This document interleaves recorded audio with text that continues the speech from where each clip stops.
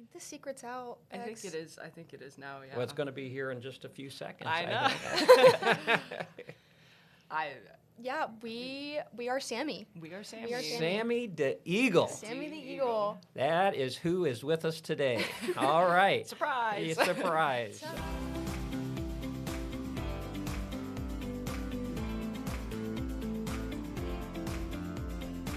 Hi, this is Troy Pano, and welcome to another episode of What Matters Most. I am the president here at the University of Mary Washington, and we started this podcast at the beginning of the academic year to introduce listeners to life at Mary Washington and the people that make it go.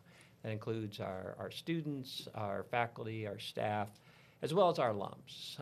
So got some exciting programs to look forward to, and we're going to even continue it on into the summer. More about that later. But today I have two really special guests. We have two graduating seniors with us today. We're going to get to know them a little bit. They are both very involved in campus, interesting people who have a lot of interesting hobbies, things that they do not just inside the classroom but outside the classroom that makes Mary Washington such a special place. So I'm going to have each one of them introduce themselves and maybe also just a little bit about where they're from and what their major is as well. Yeah, hi. My name is Callan. I'm from North Dinwiddie, Virginia, so about 45 minutes south of Richmond. I have lived there, grew up in Virginia my entire life, and while I've been at Mary Washington, I have been a psychology major and neuroscience minor. Great, Colin. So Bex? Yeah, my name is Bex Cotley. I'm from Crownsville, Maryland, just across the water. And I am a double major here in classical studies and a special major in linguistics. Okay, great. So I would love to hear your journey to Mary Washington. Why did each of you choose to come to the University of Mary Washington? Yeah, so I always feel a little bit, I don't know why, I always feel a little bit embarrassed when I tell the story because Mary Washington was actually a backup school of mine, but I think everything happens for a reason. One of my really wonderful high school teachers mentioned this school to me because they have a really great psychology program, and he was like, I think that you would do really well there. And, you know, when I toured and got deferred from my top choice, I came here, toured, and I was like, I just fell in love with the campus. Instantly, just from touring and being there on a Saturday, I could tell that there was a lot of really great community that I was just able to observe. Really beautiful campus, and I just knew that this was going to be the place for me for my undergraduate education. Okay, great. So, Colin, do you have any siblings? I do. I have two younger brothers. I'm the oldest sibling. They're 18 and 15, so. Okay. All right, so is the 18-year-old in college now? He is, or no, he's about to be. He's finishing his senior year of high school. He actually just got accepted here into the honors program as well not that long ago. So he's still waiting to make a decision, but I'm fingers crossed hoping that he picks here. I might be a little biased, but. Yeah, absolutely. How about you, Bex? Tell us about your journey to Mary Washington. Oh, yeah. So by the time high school was coming to a close, I didn't really know what I wanted to do. And when I decided to pursue higher ed, I applied to a total of two schools, Mary Wash being one of them, the other one being the College of Worcester in Ohio. Okay. And one of my teachers actually is an alum of UMW. She did her undergrad here. So when she heard that I was applying, we kind of talked, and she kind of gave me a little bit more info. And it, being down in Fredericksburg, it was only about a 2-hour drive from home. So my dad and I came down, we did a tour together, and he asked me, where are you at? Like, what are you feeling? I said, I'm 85% sure this is where I'm going to end up. And I was supposed to go out to Worcester, never did. It was Ohio. Didn't really want to make that journey. And just through the whole admissions process, UMW was always, like, the language that was used, we would love to have you if this is, like, the right fit for you. And that was a huge factor. Mary Wash was just very, hey, if this is for you, this is your vibe, great. We would love to have you. And I also went to a destination day, met the professors of the classics department, toured the suite, fell in love with it, fell in love with Farmer, and it just was an easy decision to be made from there. That's great. So classics and linguistics. Yes. You were interested in classics even before you arrived here at Mary Washington. Was the teacher who steered you or put Mary Washington on the map for you Was that teacher a classics? No, she was history. Okay. The teacher, it was my Latin teacher in high school who really introduced me because he taught the language, but he also taught Roman history, and I fell in love with the culture and the ideas and everything surrounding it, and was like, this is it. I had that light bulb moment of like, this is what I want to do, and I knew that Mary Wash had a pretty good classics program. Okay. And then where did the linguistics come in? Yeah, so I kind of sped run my classics major and got it done fairly quickly, and I took intro to linguistics, and I did not like it at first. But once we got into morphology and like word formation and syntax and really kind of getting that overview of every part of linguistics, I realized that I had the language bug, and I didn't want to be taking electives for, however many semesters I had left. So I just decided I was still, before 90 credits, I could still just declare a second major and just say, why not? Yeah. So that's where linguistics came in. I just discovered it here, and So went for it. language always interested you? Is that something that comes easy to you, learning new languages? Oh, not even. Okay. Not even. I took ancient Greek with Dr. Pitts for a classics major because that's part of the requirement. And I was like, this is really cool. It was a lot more fun than Latin for me. I did not pick it up easily. It took a lot of studying and hard work to actually understand it. But when I took intro to linguistics, I realized I had a deeper appreciation for how language functioned and why it was created and how it was created. So that little nerd part of my brain kind of activated for language. Okay, great. Callan, how about you? Your academic interest. I know you're a psychology major, but Yeah. how did you get interested in that? And then you're also interested in neuroscience, if I'm not mistaken. Yeah, so my kind of love for psychology and everything to do with the human nervous system started in high school. I was the president of something called the Speak Up Club, which was just raising awareness and money for mental health and programs that supported people's mental health. And so that kind of led me to being a psychology major. Then I discovered that we had a neuroscience minor, and I was like, this is my niche. Like, this is exactly like what I love to study. So I picked that up immediately after I found out about it and looking through the classes I would get to take.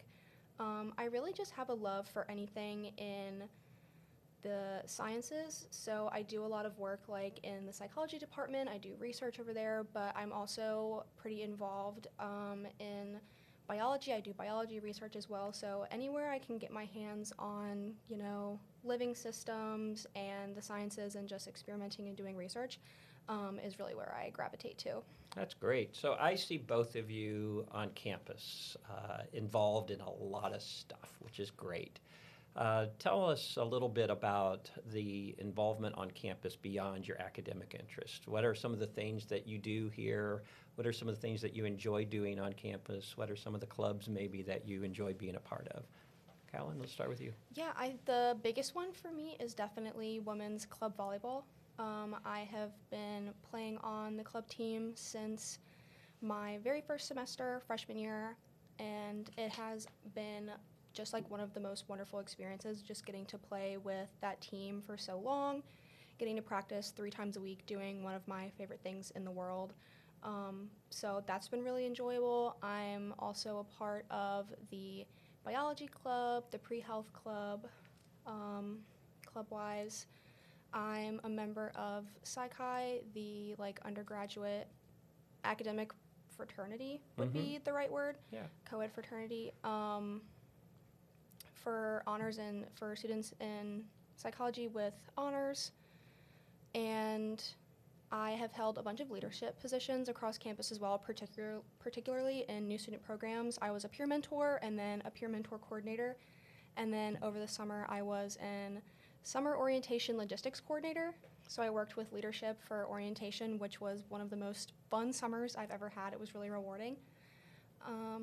But I'm sure there's more, but I can't. That's pretty good. I can't. That's a pretty good list. I know. I'm not Can't exactly think sure of- where you find time for your stage. So did you play volleyball in high school? Is I this did, something yeah. that you... I have been playing volleyball since I was 12, 13, so it's been a really long time at this point. I started playing JV in middle school and high school. I played club outside of high school as well for a travel team, and then I discovered that we had a really involved women's club on campus, and I was like, that's where you're going to see me all the time. Oh, and then I forgot to mention, I don't know how, I am the trivia chair for Campus Programming Board. Oh, yeah. So I host trivia every Thursday at 8 o'clock in the underground. So is it your responsibility to come up with the questions, the trivia questions? Yep, 30 trivia questions every week, plus 5 tiebreaker questions for the teams who always inevitably somehow find a way to tie. Is Every single week without So is there fail. typically a theme to each week? Is there a new theme that the trivia questions relate to? Yeah, so some past ones, for example, that we've done, we did awards show, trivia with Emmy, Grammy, Oscar, Tonys. We've done like a Disney Pixar night. We did a Harry Potter night, Marvel night. So just really trying to pick out specific interests and niches that people really lean into. And, you know, it's really fun seeing different people show up every week. Obviously, we have our trivia regulars, but then you can tell when you've hit somebody's interest because then people that you've never seen show up before, and it's, okay, these people must really know their stuff about Marvel or Harry Potter, and then they end up absolutely crushing the competition because they know everything about the subject, so it's Yeah. really fun. Yeah. Well, Kelly is my wife, and we have student lottery dinners, and one of the things we learn a lot about students in terms of the groups that they become a part of and their cohorts and their friend groups. There's a lot of different ways of doing it, and you've mentioned several of them. I've always surprised at how many students find their people in club sports, and oftentimes we tell students that you don't have to be a varsity athlete to still enjoy the sport that you maybe played as a junior or as a high school student. So it's great that you got an outlet for something that Yeah, you enjoy absolutely. so much. So how about you, Bex? What are some of the things you're involved with on campus? Oh, man. So very different from Callan. My involvement actually started before I started classes. I did have a job with Sodexo and the Nest for a little bit. And then I realized I did not want to do that anymore. So I was a part of the Presidential Emerging Leaders Program, which I think is where you and I first met. Yes. And met a lot of great people in that cohort, one of them being Michael Middleton. And I did check-ins with him that were a part of PELP, and I was talking to him about I wanted to work, and that's how I wanted to get involved on campus. And he was like, well, you can work here at SAE. We have somebody that's going abroad, and we're looking for somebody to just kind of swoop in and take over. So that's really how I started getting involved. I was not a club person in high school, didn't want to try clubs here just because I know I'm not a club person, and which is funny because I now work in SIE, which is all about the clubs. Yes. So there's a little irony there, but I've been working there for 4 years now in a variety of different positions. I've worked front desk, I've held a few senior student coordinator positions, and I ended up just being in the right place at the right time for a lot of things. The joke was for about 3, even now still, I was never officially part of CPB or I was never officially part of class council, but I was always at their events helping them out, helping set up, doing photography for them. And it just became a running joke. I was like, I'm in part of all of these things, but not officially. And that's kind of how I liked it because I just showed up when I wanted to, didn't have a designated responsibility. I'm just like, hey, I'm here to lend my help. Let me know what I can do. So you mentioned something that you're interested in that you do, and that's photography. Yes. And I've seen you around Oh, yes. with your camera. So how did you get interested in photography? Oh, when I was 8 years old. Really? Oh, yeah. When I was in elementary school, we had a photography club. We had clubs like every Friday for about an hour. And I just remember having like a little power shot camera going around on the trails and just taking photos. And there was the like defining moment for me is I took a picture of a buttercup. And I just remember staring at it. It was bright, it was yellow, and I was composing it, framing it, getting the angle right. I was doing all these things. And that moment kind of solidified photography for me. And since then, luckily one of my teachers from middle school actually gave me her camera when she was moving out of state. Oh, wow.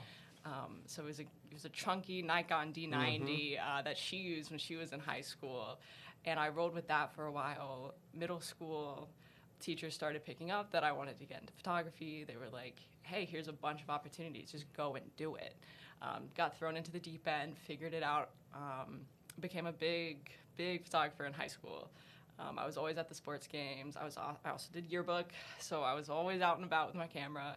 And when I got here, I knew I wanted to continue it, but I didn't want it to make it like the defining aspect of my identity at Mary Wash. Yeah. So I kind of just rolled it out slowly, Yeah. that I was a photographer and that I was available. Yeah, because once people know that you have that skill, you can get pulled into a lot of different activities for sure. Yeah. So you both mentioned a ton of activities that you're involved with, but there's one that I know of that was absent from your list, but that you actually have in common.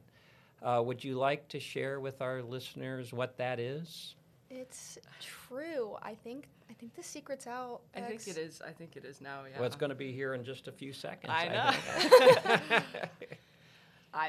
Yeah, we are Sammy. We are Sammy. We are Sammy. Sammy the Eagle. Sammy the Eagle. That is who is with us today.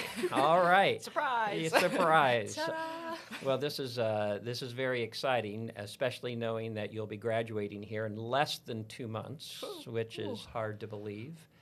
So I want to hear first of all, your journey to becoming Sammy the Eagle. Is this something that you were interested in? Is mascotting something you were interested in before Mary Washington, or is it something that you got here and you saw Sammy and you're like, that looks like fun? Tell me. Yeah, so it's kind of a funny story. I kind of became Sammy on accident. I didn't mean to. So I was volunteering at an event. I am, also a member of a different organization called, I think it's Sammy Squad, where you just help out at different events for different organizations that need it. I was swiping in, and I was on Presence looking for some specific form. I don't remember which one it was. And I came across an application to be Sammy the Eagle, and I was like, wait, is this real? I remember being like, they just have a form for this? Anybody can? And it really surprised me, and I was sitting with a friend, and I was like, I'll just fill this out, as a joke, because what if? What if? And I was a junior? I honestly don't remember. It's almost been a year and a half, 2 years of me doing Sammy, but I filled out the application on Presence, I submitted it, kind of laughed it off thinking, it wouldn't go anywhere, and then I got an email back, and they were like, hey, come in and interview for Sammy, and we'll show you the ropes and how to put the suit on. Oh, I'm in it now. And I remember, I know you're not supposed to, but I called my mom, and I was like, I did this as a joke, and now it's happening. And she was like, you're what? You're the what? mascot? What do you mean? And so I went in, and everything went really well. I practiced putting the suit on, and then a couple weeks later, I did my first event as Sammy. I think it was a photo shoot for Aspire Week, and I was like, that was really, really cool. I was like, I am going to keep doing this because it was a lot of fun. Very warm, though. In the suit, it's very warm? Yes, okay. Very warm, but more fun than anything. Well, we're going to get into some more questions about your experiences as Sammy the Eagle, but how about you, Bex? How did you come to be Sammy? Let me take you back to Club Carnival, fall semester 2022, new freshman, rolling up. I went with friends of mine at the time, and one of them pointed out that there was just this empty table on Ball Circle, and all it had was a sheet. And it said, are you interested in being Sammy the Eagle? Sign up here. So as a joke, you should do it. So I did. I fully forgot about it. About 2 weeks later, I get an email from Andrea McGrath, an alumni here, and you were interested in being Sammy. Come to SAE. Let's talk, basically. So it was maybe a 3-minute interview of her just gathering basic info, and walked out. Got an email from her the following day or something, and congratulations, you're a part of the Secret Sammys now. And I said, okay, cool. So I went, and at the time it was 3 of us. It was me and 2 other people, and those 2 other people were seniors. So it was really just tight. It was either one of the 3 of us could do it or none of us could do it at that rate. So my first one was also a photo shoot. If you know that promotional picture of Blake standing in front of the CRUC stairs with an ice cream cone with Sammy in the back. Yeah, yes. I am Is Sammy. that you? Yeah. Okay. All right. That was my first gig. And I see that everywhere. I'm like, that's me. But yeah, that's how I got involved and have been involved in it ever since for 4 years now. So, when you put on the suit and you now inhabit Sammy the Eagle, do you have to get used to sort of like how you move and how you kind of act in a mascot suit? I've always wondered, like, is it something you have to practice at? You want to talk? Yeah, I think definitely it takes practice. I feel like for me personally, I've had to build confidence when wearing the suit, and the biggest part of that for me is just reminding myself that nobody knows who you are in here. So I honestly get to develop my own kind of personality for Sammy, and like, the movements that I do, the way that I walk, the poses that I take for pictures. But then just like moving in the suit, for me, the biggest struggle is walking around because the feet are so large. They're big feet, yeah. Constantly Talons, dragging. I believe. Yes, absolutely. Constantly dragging my feet, and there have been a couple instances of me kind of tripping over my own feet, and just the big Sammy shoes. I fell backwards, tripping over my own feet into a rolly cart one time, and I just kind of remember sitting there like looking through the Sammy mask, being like, well, that was really embarrassing. How about you?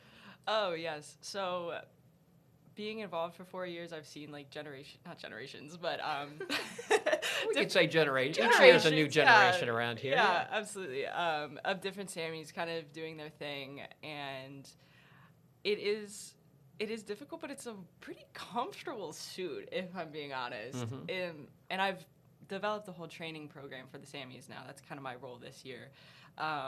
But they've like all put them on. I'm like, it's like surprisingly comfortable. It's kind of just a big like teddy bear kind of almost. Uh-huh. And it is hot, but we now have a cooling vest to keep Oh, us really? cool. Okay. Yeah, because there's just so many logistics. Yeah. But I would say it is difficult, but honestly, once you nail the feet, once you understand, that's the hardest part. That's the hardest part, because you just have to step bigger and kind of exaggerate your steps. But like Callan said, nobody knows it's you in the suit. So when you're around, especially kids, but anyone, right? I mean, sometimes when people see a mascot, do they treat you differently? Like, as people, we don't typically go up and put our arm around someone we don't know or touch someone we don't know. But I'm imagining that as Sammy, especially with kids, they come up to you and maybe touch you, hit you in the stomach, or do whatever. Is that true? Oh yeah. Yeah, it's very true. Those of them who are not scared of mascots. There are some who run away.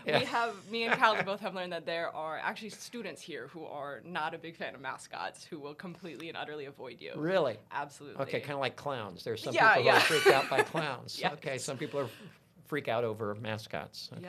Yeah.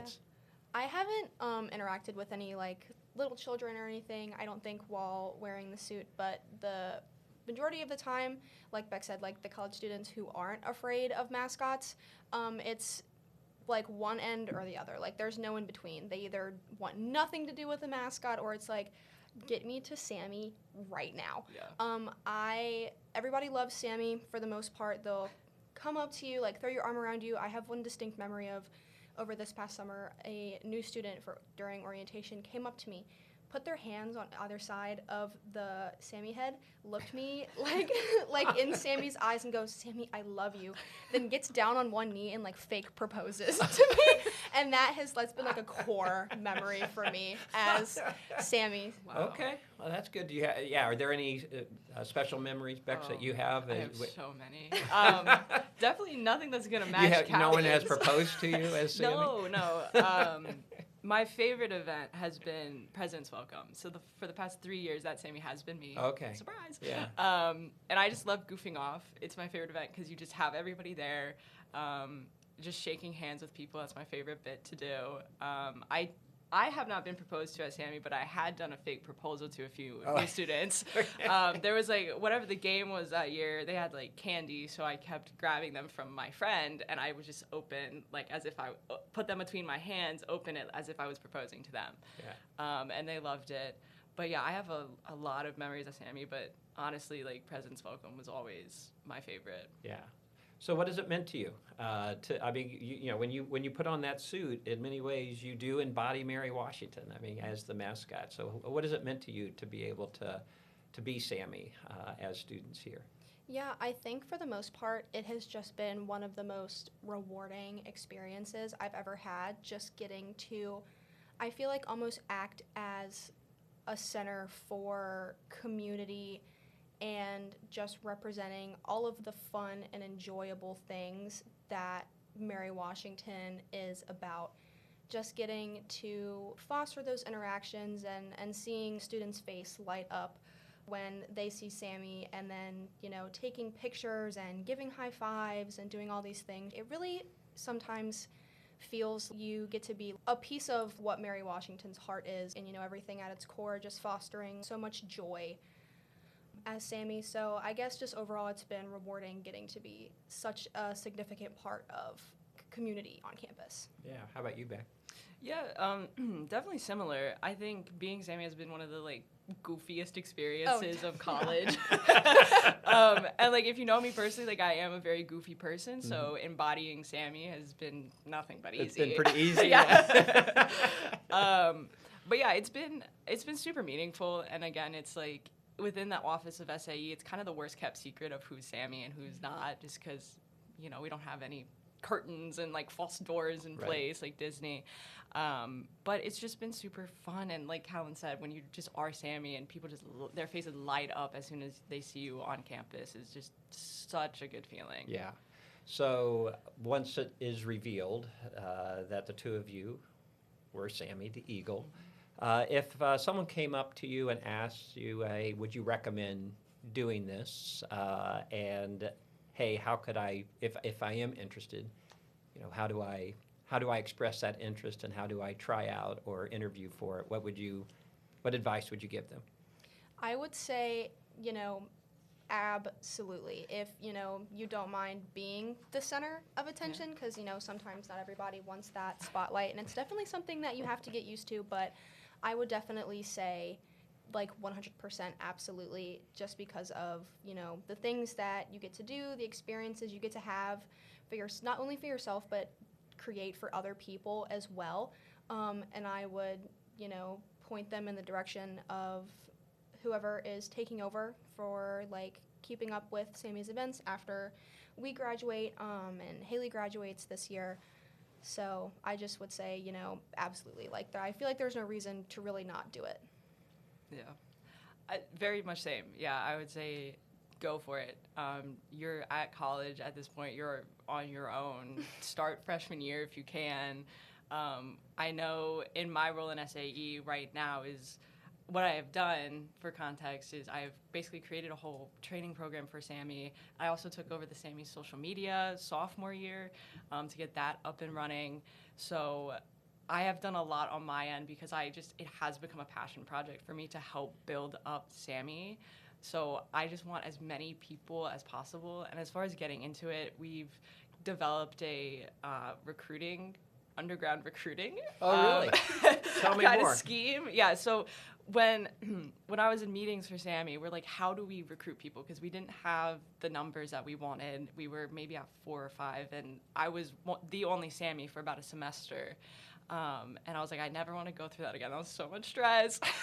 So we developed flyers, and we just kind of put them up around campus and see what happens. We have the QR code that goes to the form, and it also gives you a whole bunch more information about what it means to be Sammy in the process from there. And I'm hoping that whoever takes over after me kind of develops an audition process. I think that's one of the future goals, just to get a feel and be like, hey, do you actually want to do this? Where are you at? Right now we have an interview process, and then we went through Sammy training of here's Sammy, here's the suit, here's the personality, here's the mannerisms, here's the things to absolutely avoid at every cost, because you have to. And I wrote up a Sammy contract, so I have been pushing to make it official this semester. So as you sort of inhabit that suit, I could imagine, I think one of the things that would be fun for me is to be a goofball, but in this mascot outfit where no one knows it's me. So I'm afraid I would really cut loose and be a total idiot. So I'm curious if you have sort of worked out sort of a persona and maybe certain different ways as you sort of inhabit Sammy that gives Sammy personality? Is that something that you think about? Oh yeah, that's something I like finally put down on paper as well to be like, here's the official thing, especially because athletics has their own suit. So I was talking to Amy Jesse, and she was like, we would love just to have a comprehensive thing that both people can refer to. And I was like, I got you. Wrote it up. But honestly, the person who helped the most kind of develop Sammy's personality was Bailey McNabb. She became Sammy because Jalen Long was in the SSC position that oversaw Sammy. And Bailey just took it and ran with it and really just made that goofy, energetic personality come to life. So when I'm in the suit, I try to embody what she did. And when I was coming up with Sammy's personality and talking to people, I was like, this high energy UMW, rah, rah, rah, as Sammy. But yeah. And you also have to communicate without words, right? Exactly, So yeah. people come up to you, I imagine, especially children, they start talking to you. Have you become good at communicating back without having words to express yourself? Yeah, I definitely think so. That I completely forgot about that part. That was part of like the learning curve too, right? Was being really, really careful not to make any sound whatsoever because Sammy doesn't talk at all, right?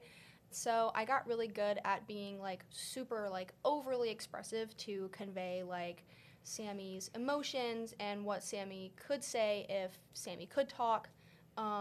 So it's a lot of like arm movements and hand gestures and poses to just kind of get the point across of the energy of the conversation. Yeah, great. So stepping outside of Sammy for a minute, I'd like to sort of come back to your broader experience here at Mary Washington, both academic but also your experiences through your involvement in all the various activities that you mentioned earlier.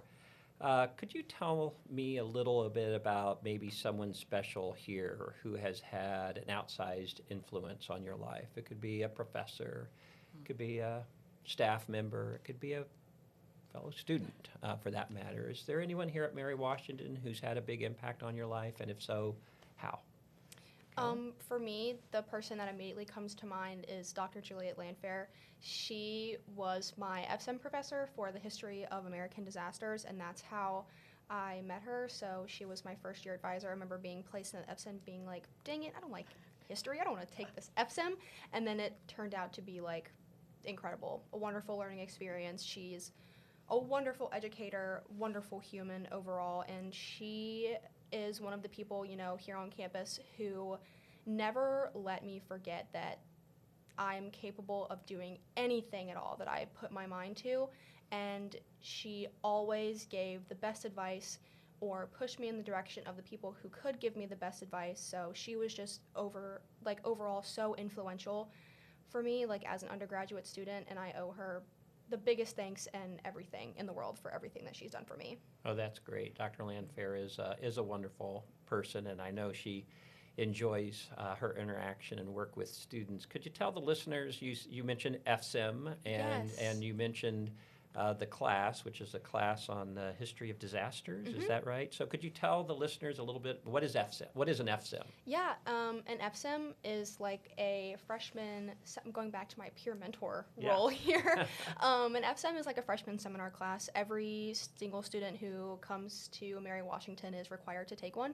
And it's really just to develop and hone in on your speaking, like presenting skills and writing skills so that you're ready for other classes that you'll take to succeed in higher education. Yeah, that's great. Well, I'm not surprised. I know Juliet is from New Orleans, and the Hurricane Katrina had a big impact, obviously, on that city and on on Dr. Landfair, who went to Tulane as well. So I'm not surprised that that's an area of interest. The class was interesting? Yes, so interesting. As someone who is not a history buff at all, it was honestly one of my favorite classes that I've taken, surprisingly. That's great. How about you, Beck? Oh, there's so many that come to mind. Pick one. Pick one. I would have to say, probably if we're talking professor is my advisor for classics, Dr. Pitts, but also Dr. Matthews, who's in the religious studies department. Dr. Pitts really just helped me attain my goals rather quick. And she saw how enthusiastic I was with the major and just really just pushed me to do things. So much so she asked me to, or she invited me to do my senior seminar junior spring. And that was so great and cool of her to do that. And I'm glad that I did that. And she's just helped me kind of find opportunities. And we've talked a lot about the Greek language because, you know, there were 5 of us in that class translating Medea. And she's really just always been like such a light academically for me. And yeah, and then Dr. Matthews, I just took her classes for fun, and I think she's an awesome professor. Yes. Like, she's great, and she's also super enthusiastic about what she teaches. And I said, sure, African American religions, I'm in. Heretics and Inquisitions, I'm in, you know. Yeah, I can remember my college days that there are certain professors who it's like, you don't care what they're teaching. Once you've taken one class from, it's like, okay, I'm going to take everything you teach. Yeah. Even if it's not an area that I'm necessarily particularly interested in, you're just so good at this. I want to learn from you. Well, you mentioned 3 just amazing individuals on this campus, so well done. Those are three people who should be celebrated for their influence on this campus. They're just all warm, kind-hearted, smart women who really do a lot for students here. So thank you for mentioning each one of them. So now I want to kind of put you in the role as not the mentee, but the mentor. Here you are, graduation is almost upon us, and you can look back maybe to your younger self when you were a senior in high school and going through that process we discussed earlier and choosing where to go. Now having gone through your college experience, and really it sounds like kind of just getting the most out of it in terms of your own engagement, both academically but also socially, what advice would you give your younger self? Or if you do have that sibling or a friend who's in high school who's thinking about their path forward and about college, what advice would you give them now having lived this experience? The advice that I would give my younger self and like my little brothers as it stands right now is slow down. You're not running out of time. Like, you are a young person, you have your entire life ahead of you. You don't have to have all of the answers. You don't have to have all the answers right now, and you don't have to figure them all out by yourself. I remember feeling such an intense pressure to succeed and go as fast as I can, like, just kind of gunning through school and being like, I have to do this, this, this, and this. And like, my biggest piece of advice is just slow down and enjoy your time and like find the joy in everything that you do. It doesn't always have to be so serious all the time, and then just like make a call back and tie things back in. I think that's one of the big things that being Sammy has taught me, is just like find the joy, create the joy, that kind of thing. That's great advice. Number 1, be the mascot. Man, I think, especially if I had to talk to my like high school self about to start at Mary Wash, I would say it's okay not to get involved in everything. Kind of along the same lines as Callan, it's very easy to get involved here, which I love, but nobody really talks about what happens if you get too involved. And for me, that did happen freshman and sophomore year, and for the last 2 years, I've kind of learned how to step away, why to step away, when to step away, and all of those things, but while still being involved and kind of filtering those things that I'm really passionate about and just focusing on those versus, you know, all the other noise, so to speak. Yeah, Yeah. that's great advice from both of you. So as we prepare for graduation, I know that your studies are preparing you for what is ahead, but I'm curious in terms of your thoughts right now, in terms of what you plan on doing after you graduate here in May. Bex, let's start with you. Sure. So being Sammy for the past 4 years has really become such a fun interest of mine, and so much so where I'm actually looking to pursue professional mascotting. Oh, wow. Yeah.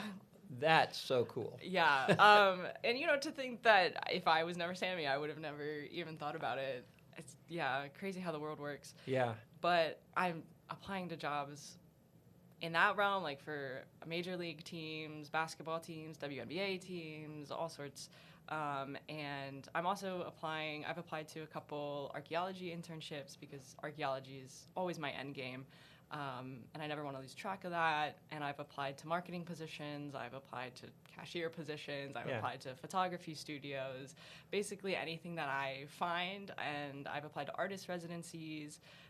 Whatever comes my way, I'm excited for. I don't get stressed about the unknown. I'm not stressed post-grad. That's great. I'm just like, whatever's next, bring it. Well, your liberal arts education here at Mary Washington has prepared you for whatever Yes, it has. happens. So you're gonna have a great life. I look forward to following you. I want to know if you get that mascot gig. Oh, I'll let you know. All right. Callan, how about you? For me, like life after graduation looks like starting my medical school application in May and submitting that in early June and spending, the 2026 application cycle, applying to medical school and moving forward with like graduate school and the next level of education. And then, in the meantime, while I'm spending that long period of time doing that application process, I want to, keep gaining necessary experience to succeed in medical school. Like I'm working as a lab aide right now, maybe keep doing something like that, like a laboratory technician or some kind of medical or clinical assistant, working in some setting like that until I make it to medical school. That is fantastic. Do you know what kind of doctor you'd like to be, or are you going to go to medical school and figure that out? I used to think I knew what kind of doctor I wanted to be, but it's shifted a couple times between being interested in a wide variety of specialties like cardiology, neurology, maybe doing some kind of surgery or something like that, but I have a long time until I have to know for sure. So Absolutely. Well, that's great. And I know that your Mary Washington education has served you well for medical school. Absolutely, yes. Too. So I like to end each show with the same question. And so I'll start with you, Callan, and then we'll go to Bex. What are 3 things that matter most to you right now? That's a really good question. I feel like this is the first question I have to kind of sit and take a second and reflect. What 3 things that I think matter the most to me right now are, number one, most importantly, is enjoying the time that I have left before I graduate, and for me that means spending it with the people that I care about, friends that I've made on campus.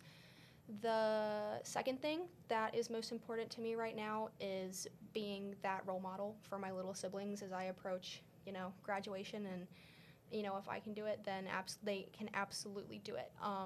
My goal for them is to always achieve, like, more than me, to go above and beyond. And then the third thing is, especially with, graduation coming up and approaching, medical school applications, the third most important thing is to be gentle with myself, because I've never done this before, so why would I have all the answers or know everything? So just working on being gentle with myself and not pushing myself past, limits that would stress me out or, be unhealthy. Yeah, that's great. How about you, Bex? Oh, a really great question. I don't know how Callan just came up with that. And I've been sitting here thinking, I think the biggest thing for me right now is really just to like stay happy and maintain happiness, and that's always kind of my big thing in life, and hanging out with friends, and they mean the most to me. So yeah, just happiness and friends and living life in my 20s is... Oh, absolutely. Yeah. Living in the moment. Living in the moment. That's very much who I am, and that's always what matters. Number one for me.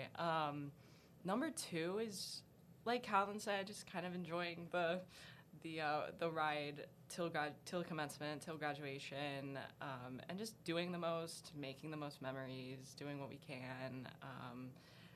Come April, I know I'm going to be stressed with all these final papers that I have, but at the end of the day, it's the last time I'll have to do it for undergrad. So definitely just, doing the most. Yeah. And I think lastly, making Sammy bigger than myself on this campus. And I feel very confident in what I have done and the effort that I have put in these last 4 years to make Sammy bigger. Yeah. And I am ready to pass on the torch, so to speak. And I'm kind of excited to see who the new energy and the new enthusiasm and where they take Sammy. I just want to set them up for as much success. We should have a reunion sometime of just Sammys, right? That would be I epic. think that's a perfect idea. Yeah. Absolutely. Yeah, well, you know, birds of a feather, stick Yes. together, right? Walk together, yes. Absolutely, 100%. Well, I just want to thank both of you for being my guests, but more importantly, just being a light on this campus. Your presence over the last 4 years has made Mary Washington a better place, not just now, but for the future. So thank you. Thank you for being such wonderful representatives. Thank you for being Sammy the Eagle. So Yes. thank you. Yes. That is it for What Matters Most. I look forward to the next episode, and thank you both. Thank you for having us. Thank you.